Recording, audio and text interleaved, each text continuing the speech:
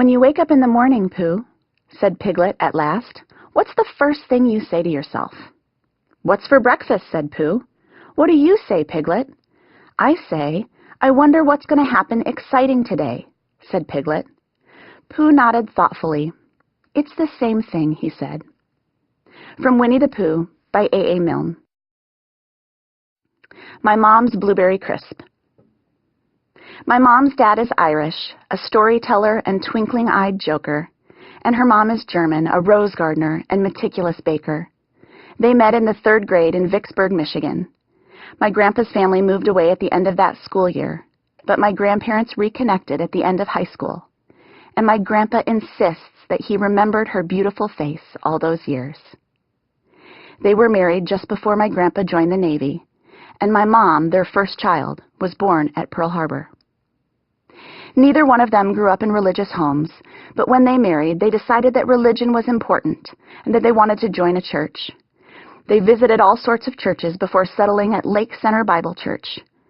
Over the years, they were members at other Bible churches for a few seasons, but these days, they're active members and volunteers at Lake Center once again, almost 60 years later. My dad's family is 100% Dutch, and they built a large produce company in Kalamazoo, Michigan.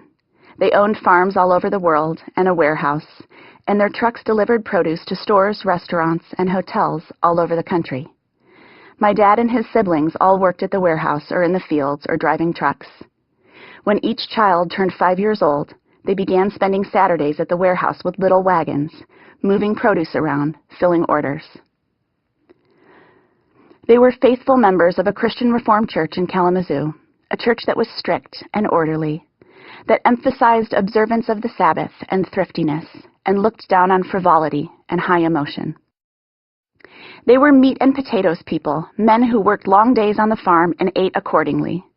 Some days the farm lunch was a loaf of white bread and a pound of bologna per person. They'd fry the bologna in a frying pan with butter and make a tall stack of sandwiches for each of them. And then 6 brothers, my grandfather and my dad's 5 uncles, all died of heart attacks before they were 55. When I was born, my parents knew something had to change, that my dad had inherited those same dangerous genetics, and that nutrition was a way to stand up to what seemed terrifying and inevitable. My mom was enamored, like all new moms are, with how perfect and pure her new baby was. She only wanted to feed me things that were healthy and whole. Because of that, and because of my dad's scary family health history, my mom became a health food person way before it was fashionable. When other kids were eating Fruit Loops and whole milk and Twinkies and Little Debbie snack cakes, my mom fed my younger brother and me whole grains, tofu, and skim milk. We ate almost no processed foods and very little red meat, and we never had junk food, soda, chips, store-bought cookies in our home. While our friends were having hamburgers and sloppy joes on soft white buns, we were eating tuna over whole grain pasta and lentil burgers and muesli.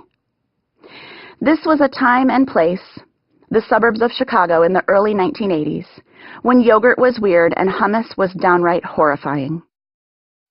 In my school lunch, I had whole grain bread, all fruit preserves, and the kind of peanut butter that had been ground from peanuts at the health food store, a place that smelled like vitamins and mulch. I also had a massive bag of carrots and sometimes an apricot fruit leather, which is just as luscious as it sounds. Why would anyone ever want to eat something whose greatest selling point is its textural similarity to leather? These were days when trading at lunch was a major feature of social politics, and I was deeply embarrassed about my lunch. I longed for white bread, American cheese, Cheetos, Hawaiian punch. This was before Whole Foods and Trader Joe's and farmers markets with live music and cute, scruffy, organic farmers peddling kale. This was when health food stores, tofu, and lentils were all vaguely suspect and not at all upscale and respectable. Now